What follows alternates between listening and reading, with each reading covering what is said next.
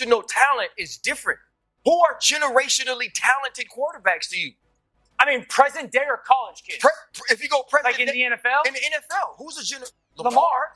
He ain't Lamar. I'm not saying he's Lamar. But it's the other thing, though. The people you're comparing him to, right? Like, let's just talk about the people you're comparing him to. You know what Lamar Jackson had by this point in college? A Heisman.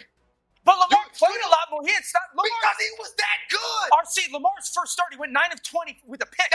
This is his third start. Stop saying it's against his the real opponent. It's his third. Against the real opponent. And also, too, okay, so we can third year in college. But he hasn't played bowling. Because you know why? Because if you're Trevor Lawrence and you're a transcendent generational quarterback talent, Kelly Bryant can be the incumbent starter. Ryan Clark completely lost it on Dan Orlovsky, and things went wild.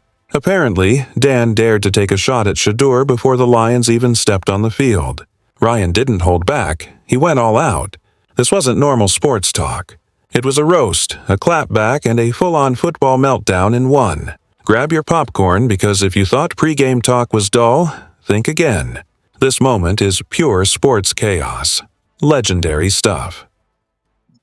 Things got real heated in the ESPN studios as Ryan Clark completely destroyed Dan Orlovsky over his Arch Manning generational take.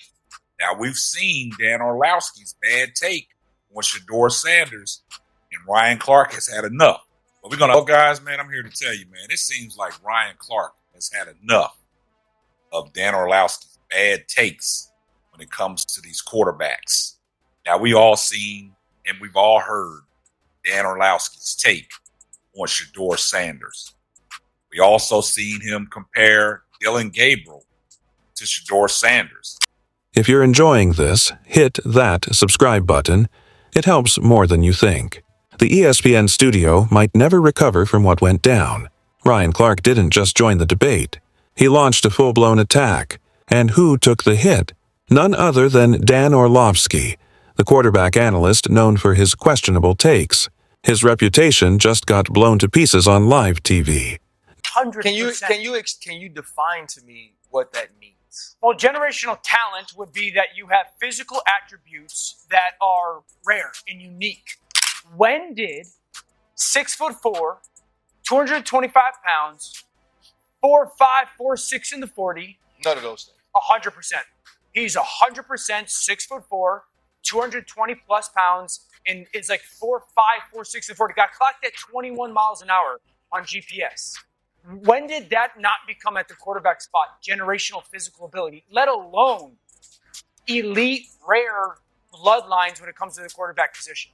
It all started with a chat about Arch Manning being a generational player. Sounds harmless, right?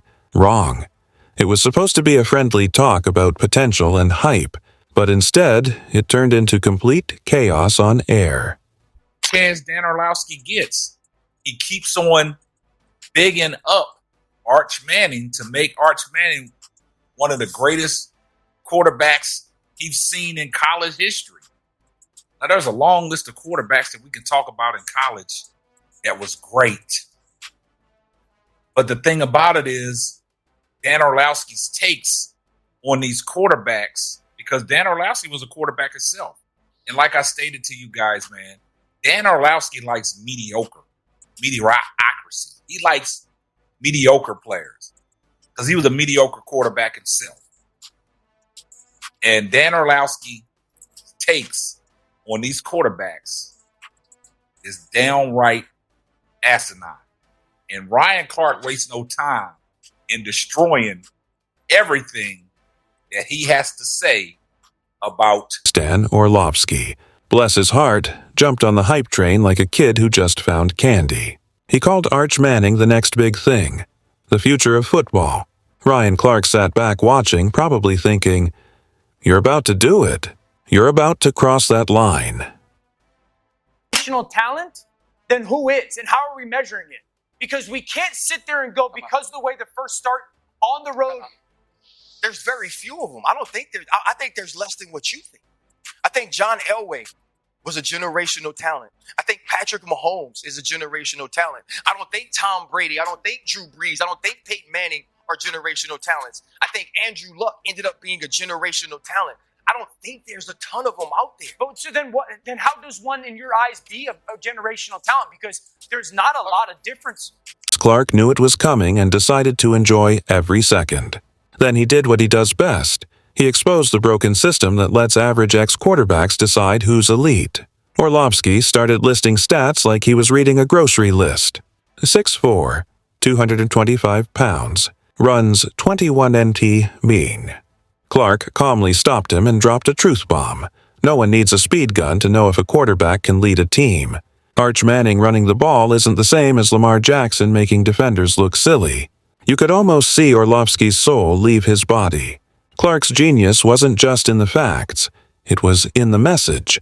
Average quarterbacks love average play. They defend hype instead of real skill. Orlovsky's been doing it for years, lifting up unproven players while downplaying real stars. But Clark came in with a sledgehammer and smashed that mindset wide open. In fact, RC, I thought you described it very well in our meeting this morning, what it is they are and aren't doing. Yeah, what it is that they're doing is they're treating Shedeur Sanders like a fifth-round pick.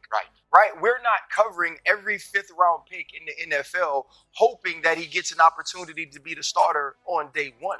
We felt like, oh my goodness, they got a diamond in the rough. Shedeur Sanders fell to the fifth round. They felt like they evaluated him there, and that's where they picked him. And they're playing. The real victim in all this? Shedeur Sanders. The guy's been proving himself at every level, carrying teams on his back, but analysts still overlook him. Clark didn't even have to say Shedeur's name. By tearing down Orlovsky's argument, he showed exactly why players like Shedeur get ignored, while others get labeled generational. Then came the iconic moment. Clark said, "I don't care what that little vest you wear over your nipples says." Mech drop. Orlovsky tried to defend himself with stats and analytics, but Clark destroyed him with logic and experience. It was like watching a sandcastle face a tsunami, and the tsunami's name was Ryan Clark. Back with the Shedeur Sanders is being set to fail narrative. Who do you want to start the game? It's preseason week 1. First option, Joe Flacco. He's played for like 20 years. He's not going to start preseason week 1. The next two options would be a Kenny Pickett or a Dylan Gabriel. Both are dealing with hamstring injuries. Neither has practiced a ton recently. If they've done anything, I believe it's been 7-on-7. Who do you want to start the game? The next two options are Shedeur and Snoop Huntley. Shedeur's been there. And it didn't stop there. Orlovsky tried to explain things away with NIL money talk, like that made sense. Clark didn't blink. Real talent doesn't wait for contracts. It forces people to notice. Shedeur Sanders did exactly that. Coaches had to adapt to him. Fans started caring about teams they used to ignore. Meanwhile, Orlovsky sat there clinging to his stats and his vest. Clark showed the bigger issue. Analysts like Orlovsky build hype off family names and personal bias. They confuse potential with proof. It's embarrassing, and Clark made exposing it look easy.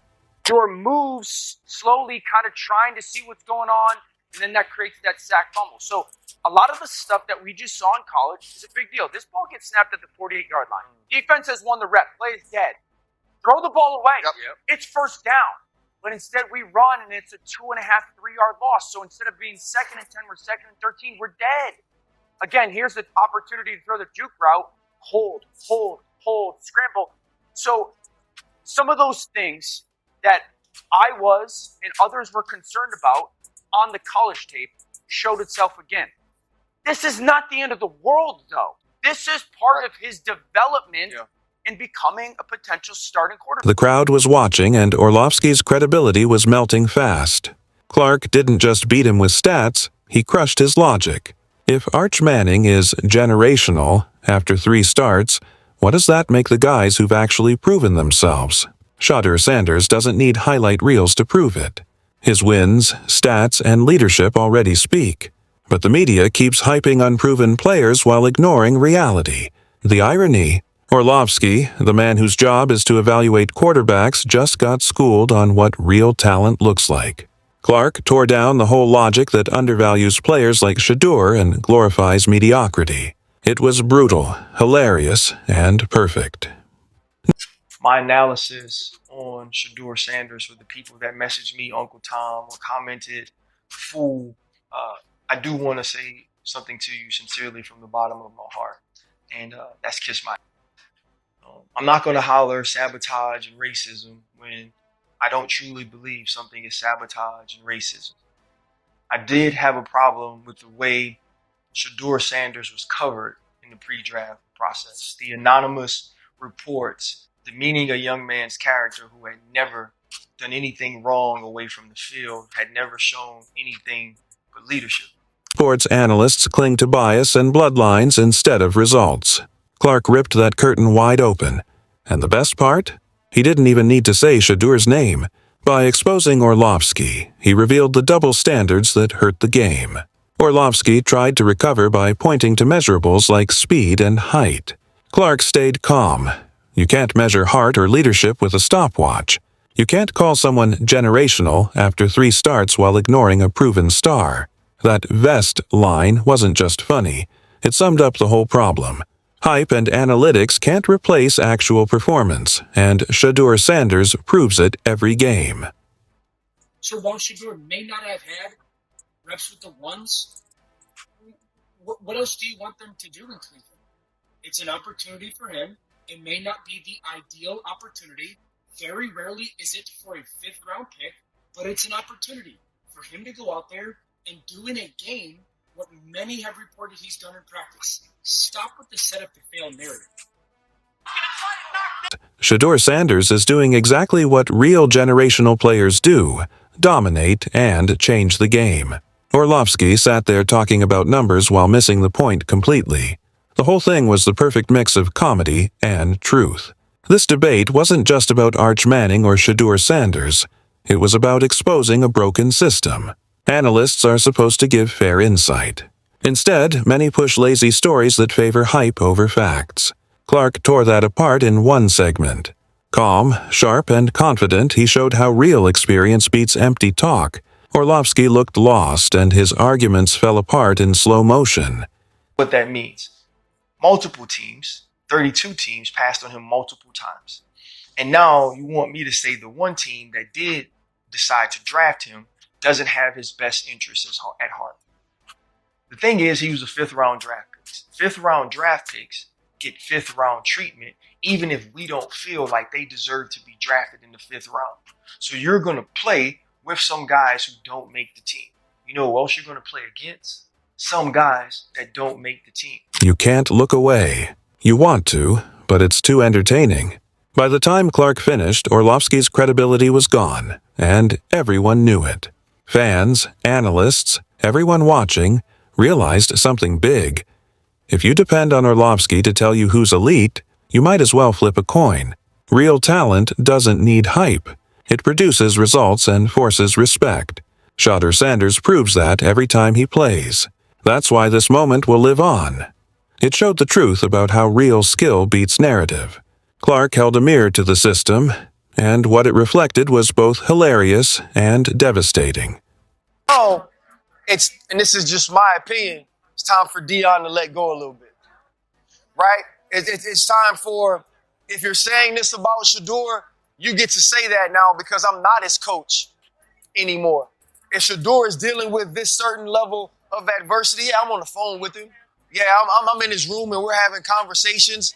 But when he goes to work, he has to go to work as a man, right? Shedeur Sanders is going to be leading dudes that were like you in the league, that were like you, that were like me. At the time, you had kids and were married. I had kids and was married. Chan, you was a grown man that said I could go in the streets every night and I could come in here and work.